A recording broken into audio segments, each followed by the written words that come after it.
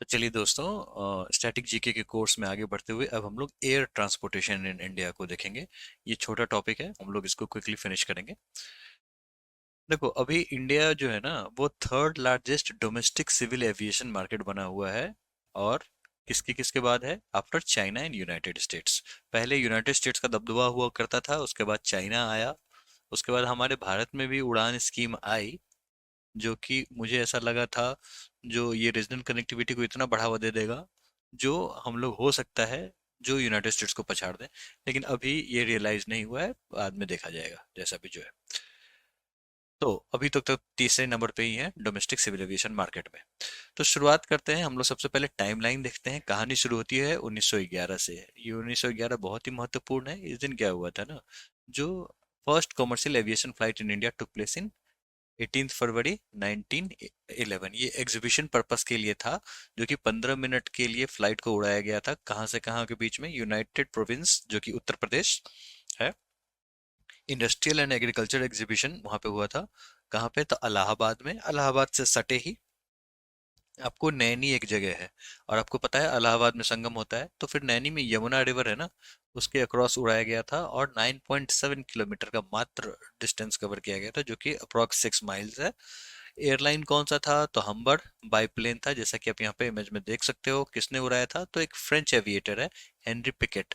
और क्या लेके गया था? तो 6500 पीसेज ऑफ मेल, जो होती है ना चिट्ठियां, वो लेके गया था, making it first official airmail services. तो यही कहानी है। ये आपको इलाहाबाद जंक्शन से नैनी जंक्शन तक प्लेन उड़ाया गया था। अराउंड 14 किलोमीटर, दोनों आसपास ही है, बहुत ही सटे ही है। ठीक है। उसके बाद ये सारे इवेंट हैं जिसको यहाँ पे कैप्चर किया गया है, आप यहाँ पे देख सकते हैं। देखिए, फर्स्ट एरियल पोस्ट जो है यूपी एग्जीबिशन इलाहाबाद में, जैसा कि हम लोगों ने देखा 1911 में। 18 फरवरी 1911, French pilot Henri Pequet carried the first official mail flown by aeroplane from Allahabad polo field over Yamuna river to Naini. ये उसी व्यक्ति की तस्वीर है। और ये उसी के लिए यहाँ पे ये आप देखो, एक तरीके से कोमोमरेशन में ये मेंशन किया गया है। फर्स्ट एरियल पोस्ट इलाहाबाद फरवरी 18 1911। ठीक है। और ये इस व्यक्ति का साइन है, हेनरी पिकेट। और यही आपको प्लेन है, हबड़ प्लेन, जैसा कि आप इमेज में देख सकते हैं। ठीक है। फिर आते हैं 1933 में। यहाँ पे क्या हुआ था? इंडियन नेशनल एयरवेज फॉर्म किया गया था और कराची से लाहौर के बीच में एयर सर्विस स्टार्ट करी की थी। 1932 में भी एक इवेंट है, जो कि जेआरडी टाटा के द्वारा किया गया था, ठीक इससे एक साल पहले, जो कि हम लोग अभी आने वाले स्लाइड में डिस्कस करेंगे। ठीक है। अब जो ये व्यक्ति जो स्टार्ट किया था इंडियन नेशनल एयरवेज, किसने स्टार्ट किया था? आर ई ग्रांट गोवन ने। कौन है ये आदमी? ये सबसे पहली बात, ये को फाउंडर है बीसीसीआई का, board of cricket control in India, और क्रिकेट क्लब ऑफ इंडिया का, और पहला प्रेसिडेंट भी रह चुका है ये, आर ई ग्रांट गोवन। ठीक है। तो इसको भी दिमाग में रखना, इस बंदे को भी दिमाग में रखना। ठीक है। आर ई जी जी बीसीसीआई। ठीक है, इस तरीके से आप याद कर सकते हो। फिर पहुंचते हैं 1953 में। यहाँ पे क्या होता है ना, जो एयर ट्रांसपोर्ट नेशनलाइज हो जाता है। जब हम लोग टाटा का जब टाइमलाइन देखेंगे तब आपको थोड़ी सी क्लैरिटी ज्यादा आएगी। लेकिन यहाँ पे देख लो आप, जो एयर ट्रांसपोर्ट को नेशनलाइज कर दिया गया था और दो कॉरपोरेशन को फॉर्म किया गया, एयर इंडिया और इंडियन एयरलाइंस। एयर इंडिया जो था वो इंटरनेशनल सर्विस देता था, और इंडियन एयरलाइंस जो था वो डोमेस्टिक रीजनल सर्विसेज देता था।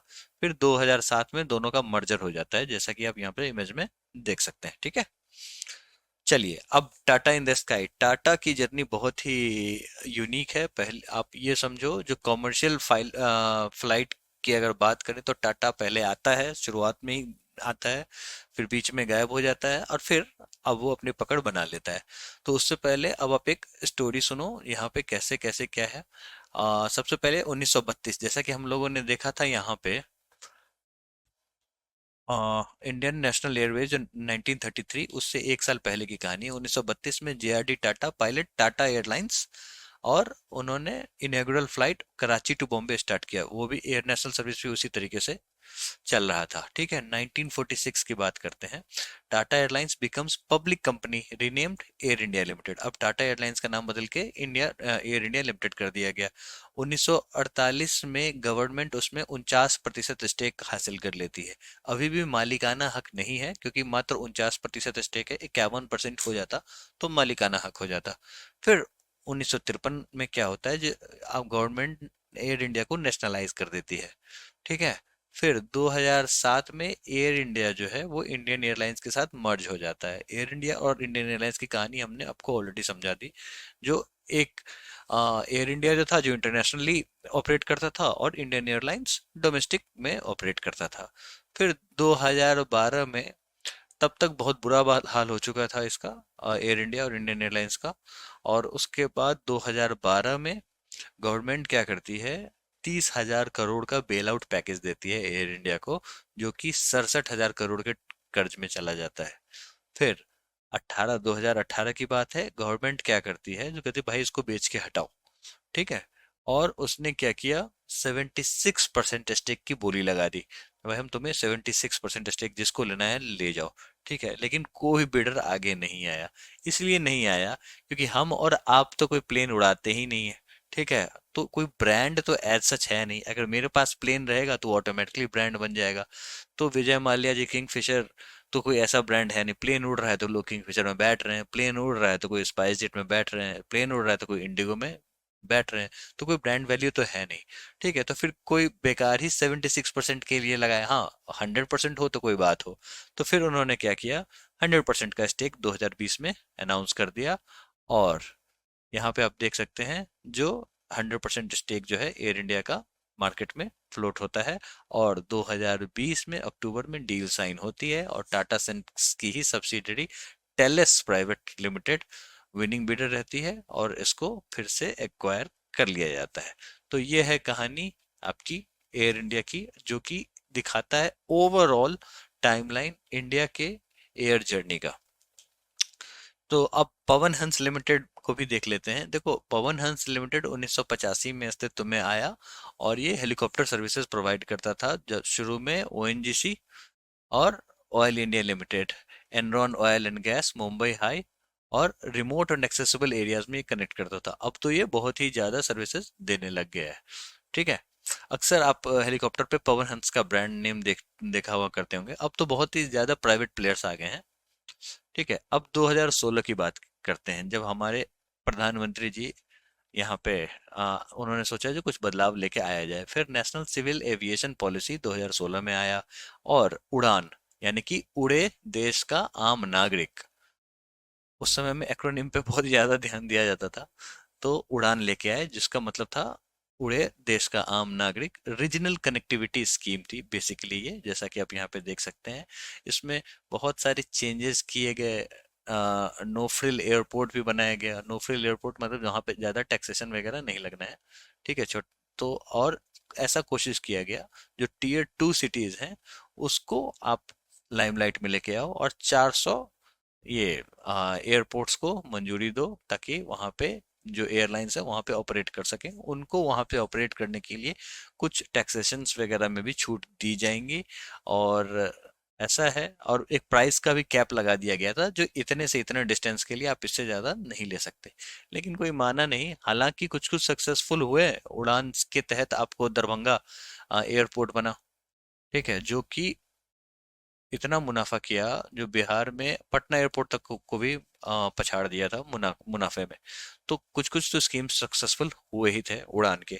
लेकिन एयरलाइंस कंपनी वाले अपने मनमानी जरूर करते हैं, प्राइस को कैप ढंग से करते नहीं थे। ठीक है। और ये दिखाते थे कि हमें रीजनल सिटीज में प्लेन उड़ाने में घाटा लगता है।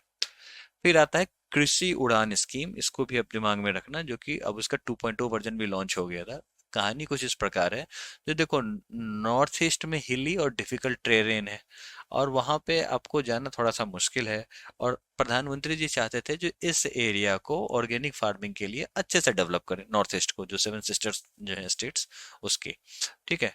लेकिन उसमें दिक्कतें ये आ रही थी, जो आपका कनेक्टिविटी नहीं बन पा रहा था। तो फिर वो उन्होंने कृषि उड़ान स्कीम लेके हुआ है, जो कि 2020 में लॉन्च हुआ, जिसमें इंटरनेशनल और नेशनल रूल्स को इस तरीके से डेवलप किया गया, जो कि फार्मर्स को अपने एग्रीकल्चरल प्रोडक्ट्स को बेचने में या फिर माल को इधर उधर पहुंचाने में मदद मिल सके, ताकि उनके प्रोडक्ट का वैल्यू रियलाइजेशन हो सके।